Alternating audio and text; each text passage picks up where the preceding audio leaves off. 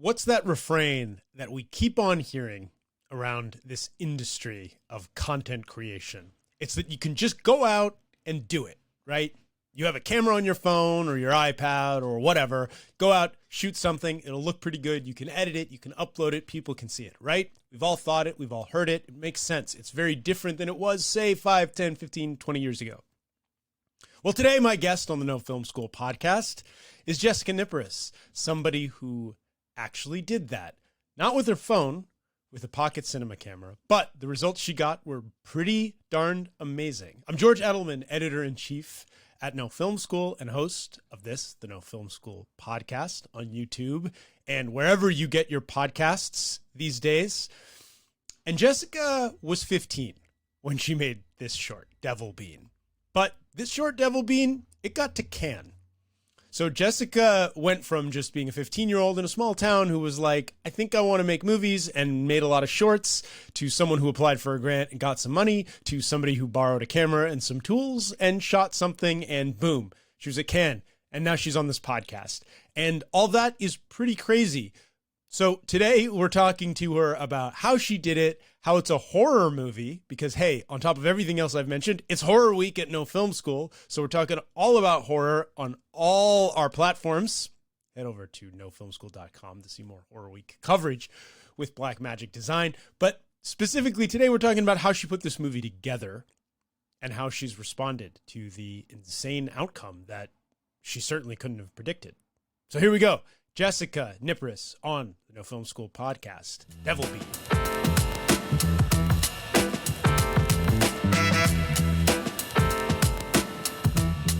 So this is exciting. We're doing Horror Week with Blackmagic, and really happy to have you here to talk about a lot of aspects of what you've done with your career so far at your early age, but also, the genre Blackmagic, how Blackmagic is involved here is actually really interesting. I kind of, I guess, just want to start with, you, like a lot of people, were like, I want to make a movie, right? I want to make a short. Where did you start when you had that instinct? Like, what's the first thing you did? Like, because you made the dream come true, and we'll talk about where it went from there. But like, what was just the first, like, kind of like, okay, I want to do this, the how am I going to do it part? Yeah. I think for me personally, it's like storytelling has always been something that I wanted to do. So when I was little, that was like doing little illustrations, and I was like, I want to be a children book illustrator. And then I was like, I want to be an author. So it really grew naturally into film. And I think it's really cool for my generation that we have such easy access to technology. I started out using iMovie and the family iPad that we had and just running around with my friends in our backyard. But I think the first thing that really kicked it off for me was my mum found Tropfest Junior, and that was like, used to be the biggest film festival in Australia, and the junior section was like its little sister sort of thing. And I was like, yes, I should make a film to enter that film festival. So for me, it's always been about film festivals, just having a deadline that I could go. Yeah, that was so the inspiration was very much I'm going to do it for this event. It's going to give me the structure. Yeah, and possibly, hopefully get some money in it. Like, it was always my little chance to get some pocket money sort of scene. But for Devil Bean, from the movie itself, not to make it, like from actually the finished product, like to win the festival and get some money. Festivals. Yeah. So I always entered film festivals that had money until very recently when I was like, oh, maybe I should actually like go for the more prestigious ones which don't offer money. So yeah, that was always that little secret. Okay. So tell me about Devil Bean in particular. Was that one also motivated initially by a cash prize? Well, not quite, but it was motivated by the fact that I applied for a grant. It was the first grant that I've ever applied for. It was like an arts restart grant coming out of the COVID artist slump. The government was trying to pump more money back into the industry to stimulate it. So I applied for that grant. Oh, look, money's a part of the equation again. I hadn't even realized this till now. Sure.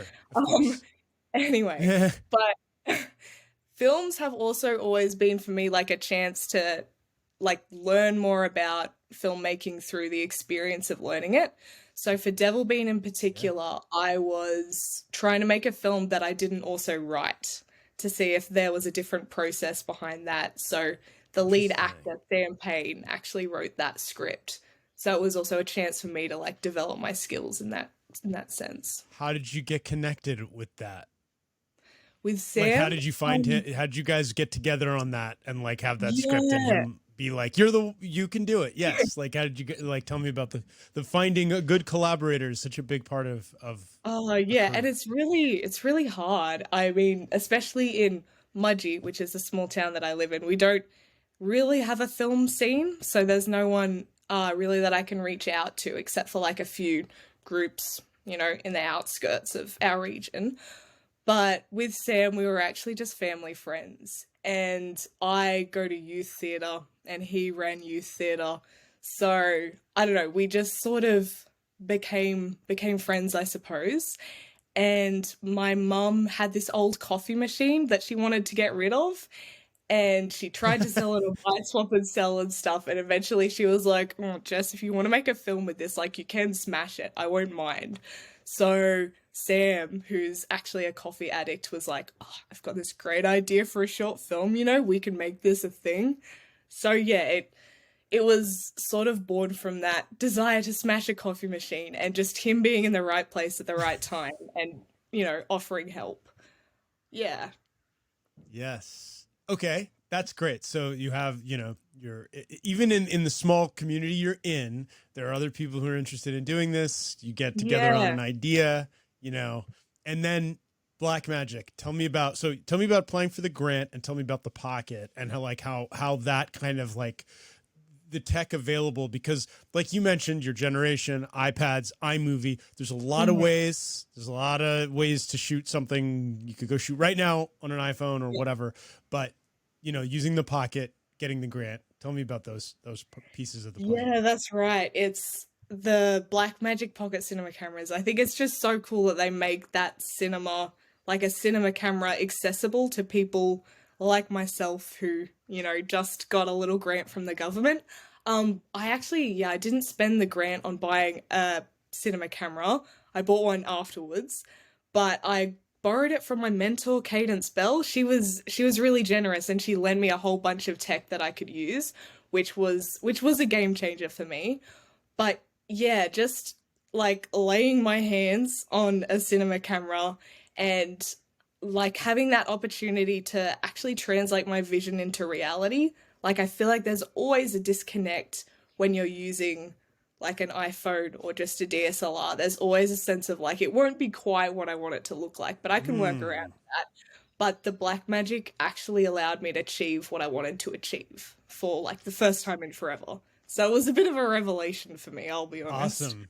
Yeah, that must have been. So tell me about the mentor a little bit. Like, tell me about that relation, like getting that Yeah. relationship, and then and the other tech you got to use, and you shot it. So tell me about like how you lit everything. It's very well done. Like no one would know you did it all yourself, and you were 15 when you did it. Like it's kind of crazy. So Oh, tell thank me you. tell me about the mentor and the tech Yeah. aspect a little bit. So I met Katie like a few years ago. It was sort of after I made my first film that got into Trop Fest. I was like, maybe I should get some help on this, a little bit of education. So it Yeah. was my mom. I was probably like 10 or 11 at the time. So it was my mom who reached out and was like, does anybody know anyone in the film industry? And Katie, yeah, it was just this really serendipitous sort of meeting, and she was the one who basically taught me everything I know about film. She explained to me what ISO was, and I was like, oh man, you can't just like click on the camera and it auto focuses or whatever. Um, Well, and you yeah, can sometimes, but yeah, yeah, I know, in you some can't. cameras, but yes, you're right. Yeah. Yes. Yeah, so and then when it came to Devil Bean, she's always just been a massive help with every film that I've done with like giving me a little bit of guidance and stuff, but ultimately it is just me on the set, you know, trying to remember what she said like a couple of Sure. weeks back. And she was like, "Oh, Jess, you could just use my tech. Like, I wouldn't mind." She's a bit of a tech hoarder, so I borrowed apparently like Mm. 25% of what she owns, and I thought that was a lot. So yeah, she lent me lights and rigs and dollies and a focus puller, which I had no idea what to Wow. do with, so I didn't use. Um, but yeah. And then when it came to actually making the film, you know, it was a bit difficult because this film was a step up in so many senses. It was the first time working with a budget, it was the first time, right, doing someone else's script, and the first time using a Blackmagic camera and having access to all of this equipment was also a bit of like, oh my God, you know, bit of a wake up call. So it It's a was really, lot to take in and deal with, like not having like to step right into it. Did you yeah. have much of a crew? Like, did you how many people did you have working with you as a crew? As a crew, it's my dad, my mom, and occasionally like the odd person that we can drag in to help. But, you know, I'm the one who has to understand how the tech works, and for the most part, I don't. So that's always a little bit difficult. But yeah, it's really amazing to have such a community of like people who really just want to help out working on a film set. You know, even if no one's actually qualified or really knows anything, it's that really nice community aspect. Um, You yeah. created something that looks like everybody involved knew what they were doing. So so it definitely came It's not you're true selling at yourself all. short. There's Yeah. Well, one of the things that I found really useful about Black Magic was sheeting on B-roll because that meant that, you know, I could go into post-production and be like, oh, damn it, I did not set the ISO right for this at all, or I need to completely change the white balance and have that flexibility to shift that around in post-production. Mm. And also, like, if it's just on a set and we're pushed for time and I don't exactly have the brain space to make the creative decisions that I need to in the moment, I can make that later in post production. I'm a big preparer as well. Like, I do like to storyboard everything out to the T. And even if that is just a guide, which allows for a lot more spontaneity when we're actually filming, like to be able to visualize the films at all points of production is really important for me as well. So did Yeah. you break down the script into storyboards right off the bat, kind of go through some kind Yeah. of rehearsal process and like all the sort of prep you would do normally? Yeah, so I found it really difficult initially to get an emotional connection to the film because writing a film yourself, you know, you're already sort of inside the film, like you're a part of it. But taking someone else's script was like getting the top layer of dialogue from a film and the actions and not really understanding the machinations behind like what motivates the characters and that. So I had to spend a lot of time just, I don't know, walking around, doing brainstorming sessions, whatever, just to get my head into the film. But from that point, it becomes really instinctual for me.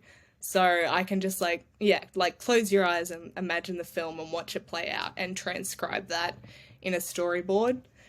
I also really love like color theory and camera movements and all of those aspects of cinematography and planning out the music and stuff because it's just like, I don't know, like it just allows you to really take control and to think about how you're going to get the audience to respond in the moment. So I really enjoy that. So you planned out, you mentioned stuff like color theory, and you also mentioned flexibility in post production. So did you have some ideas about how you might finish it, like what you might do in post later for colors, and you couldn't quite get exactly what you were trying to do? Like, can you tell me Yeah. about some of that? Like, did you have change of heart that was like, I thought it would be like this, and now that I'm in post, I'm changing it because Yeah. you did it all.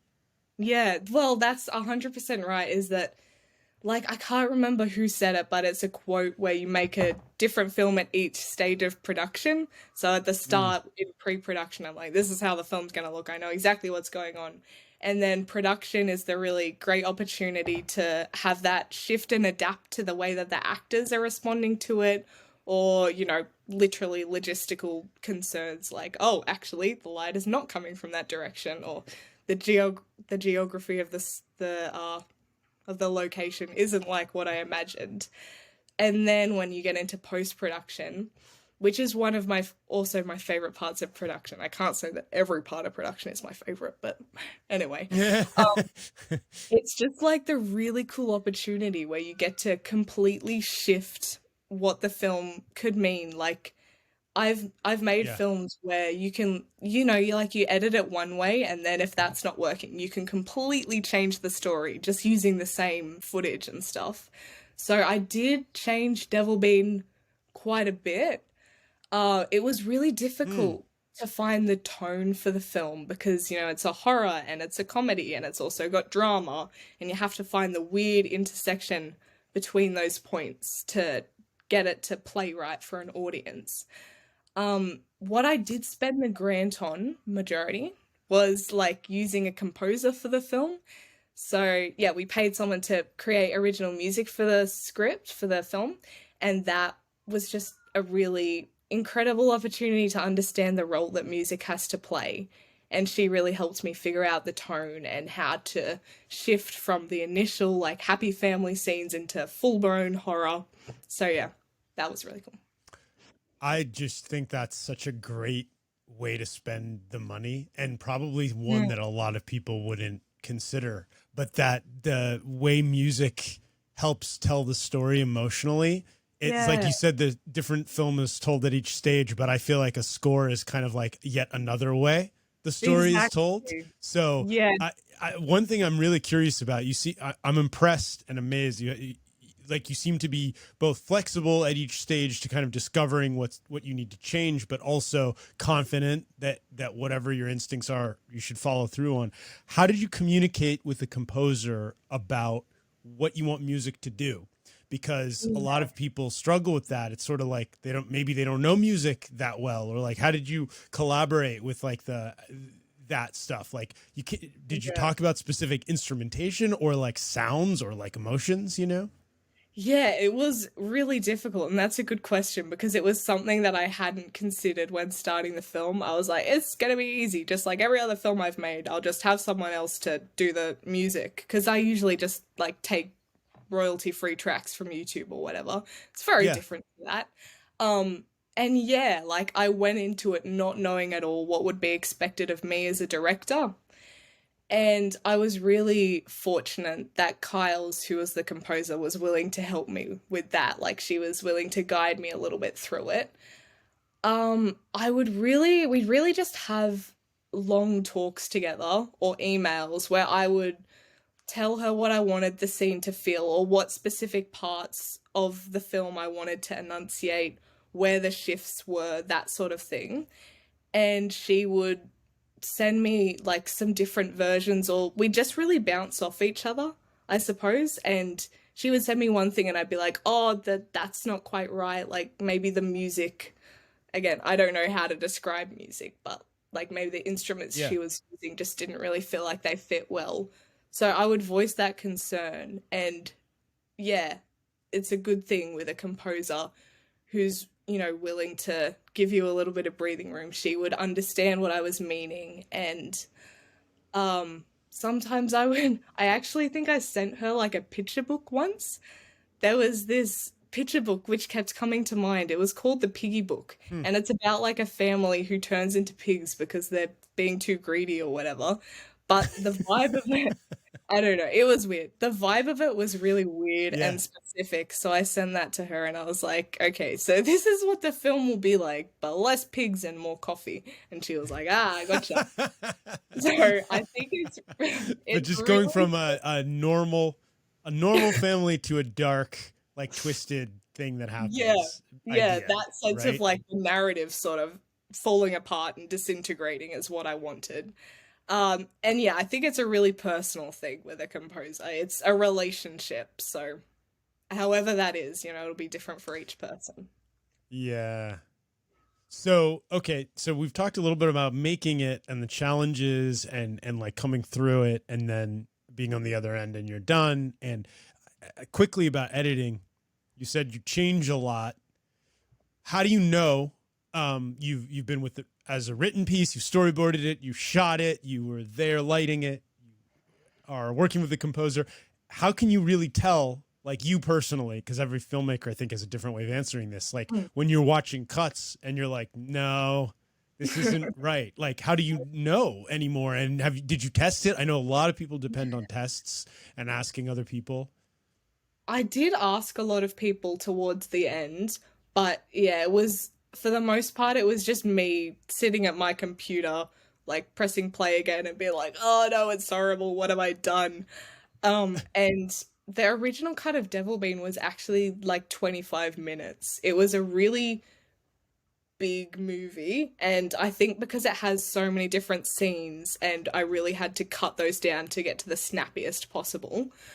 Um, but yeah, Mm. it really did shift and change, and most of that was just me just feeling like there was something off because I've never I don't know I don't know if an education helps you with that or not, but I've always just gone with what instinctually makes sense to me, and then of course bringing in other people and being like, how does this play? What are you feeling right now? And that was another point where Katie helped me out a bit right towards the end when I was like, okay, I think things are starting to make sense. She came in and was like, that could probably be shorter. You could probably change that if you wanted. And I was like, oh, yeah, all makes sense now. I think Mm. specifically one aspect of the film that emerged for me, like throughout the process of editing it, was there's like a really nice father-daughter relationship, which it's one of those things that I don't know if the audience will pick up on, but it's texture to the film, something resting in the Mm. subconscious of the story, whether people pick up on it or not, I don't mind. But yeah, like editing the film in a specific way to highlight the authenticity of that because she's this teenage girl who's in a once perfect family, and now that the dad's gone and her mum's just sort of collapsed under not knowing what to do, she has to step up and assume the role of the figure of the family. So yeah, that really emerged for me through the process of editing. And that's one of Hmm. the points where you could have made a completely different film if you wanted to go a different direction. But like Interesting. it's a horror comedy, So but it's also authentic underneath. yeah, so much hard things to balance because horror is best when there's layers, I think, but Yeah. it's so tricky to get Mhm. it's like baking and like technically like a little ingredient that's off and nothing works, you Yeah, know. yeah, exactly. But you just trust your instinct basically is what you're saying, right? You just Basically, yeah. trust your instincts on it. Hmm. Yeah. I was just gonna say when you finish and it goes out into the world and people respond to it like they did and it has the success that it had, how does that like how do you start managing that and how much do things change and how do you look to like the next things and I guess also is horror part of what you want to keep doing? Like is that kind of where your heart is right now? Yeah, no, it's a good question because it's one that I've been asking myself. I've created a lot of different films from different genres. This is really the first horror that I've done. And it is a really interesting genre that I would like to explore more with some other short films that I'm developing some other short films at the moment for school really, but also as another chance for me to learn and explore horror. Um and what were the other parts of the question, sorry?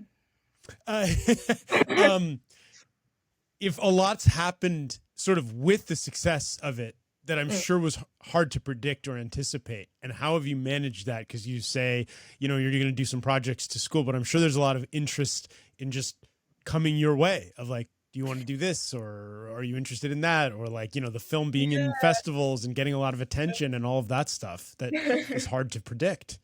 It is hard to predict, and it is a little bit like I have to finish school, sorry, before I leave and go to join the rest of you having a great time in the industry. Um, but I don't know, I've sort of just been writing it out, really. I definitely didn't predict this amount of success, so I didn't have a plan of how I was going to respond to it. Um, which I wish I did now. But yeah, just to realize that the film uh I don't know, that I'm at the level now where I could screen at the American Pavilion in Cannes. That's really validating for me more than anything else. And the chance to go to Cannes and talk to other filmmakers and watch all the glitz and glamour of the industry and be like, oh man, what am I getting into? It's been really, it's been a really inspiring thing for me more than anything else, I I think. bet. I mean, many of us will do this. People will do this their whole lives and never, never go there. So it's pretty crazy and pretty incredible. But a testament to your instincts, because you said like you kind of trusted what you thought was going to work as you went through the process of making the film and tried to stay true to that. So I would say you're trusting your instincts works for you.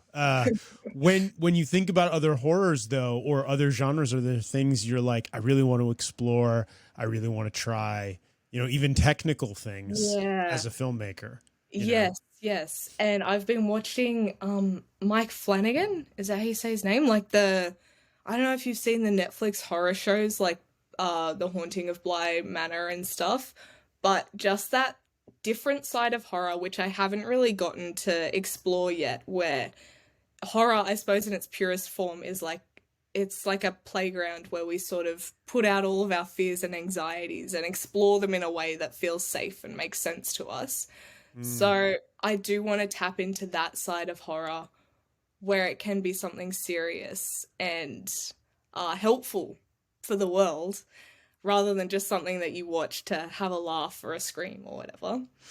And every time I watch a film, it's always like, oh man, like it just wants makes me want to go out there and start shooting right now.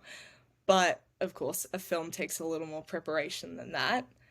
And for me, filmmaking has always been something that's come from inside, like just having the scenes or the images flash through my head and being really arrested by that and wanting to turn it into something. But other films 100% always inspire that. And like it's a way to get an education is just to watch as many other films as you can, which is a good excuse for me. Mum might be like, Jess, stop watching movies. I'm like, sorry, this is my future. I'm just educating myself for my career. yeah, no, I mean I agree. I think that it's true that what you watch teaches you or teaches you about yourself even. Yeah. Um, do you think about making features or what features you'd want to make? Or are you really trying to sort of be like, I want to keep kind of ironing things out in the short world for a while? Or do you Mm. have ideas that are like, this is the feature I really want to make when it's time? Yeah, I don't have any specific ideas for features at the moment, but shorts are definitely a temporary thing, and that's all I can do while I'm in school, just because of the constraints of the Fair. exams and stuff. But I would like Yeah. to really make a feature one day. Um, and I don't know what it would be about, but that feeling where you're just like it's burning inside, it's there. I just need to find a way to manifest it. And yeah, I don't really know what direction I'm going to go in the industry at this point because I'm just starting out and I can't really see any other films being made around me, so I don't see a clear pathway for myself. But I intend to go to film school just to meet a bunch of other filmmakers who, we can all become best Yeah. buddies and, you know, to have that community that I really like to work with. Um, and from that Yeah. point, I think it's just whatever will inspire me in the moment. But I better start writing a Yeah. script. Oh, Well, you can write many. You'll have plenty of time, that's right. and you Yeah. can have Start many that now. you, yeah, put. Yeah, you can start whenever you're ready. I mean, you're off to a great start. You're way ahead of the curve. Thank you so much for taking the time to do this. It was really fun, and congratulations on the Thank you. film. And it seems like you'll have an easy time ahead with your Thank attitude you so and your much. skill set. Yeah, this So, was really enjoyable. thank you so much.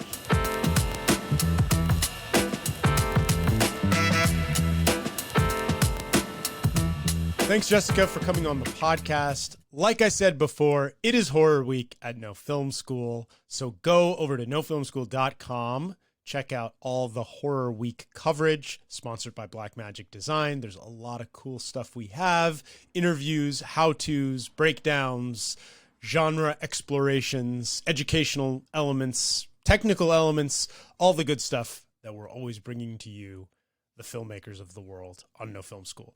Be sure to like, rate, and subscribe to this podcast. Wherever you get your podcasts, leave a comment and let us know what you think. And send your questions to editor@nofilmschool.com. We love to get questions, comments, concerns, thoughts from you and incorporate them into our weekly show, which releases typically on Thursdays and sometimes Fridays. These interviews like this, they typically release on a Tuesday or Wednesday, but in an instance such as this one, special week, it's Horror Week, so we've got this interview coming out at a different time. Thank you all so much for listening and making it all the way to the end.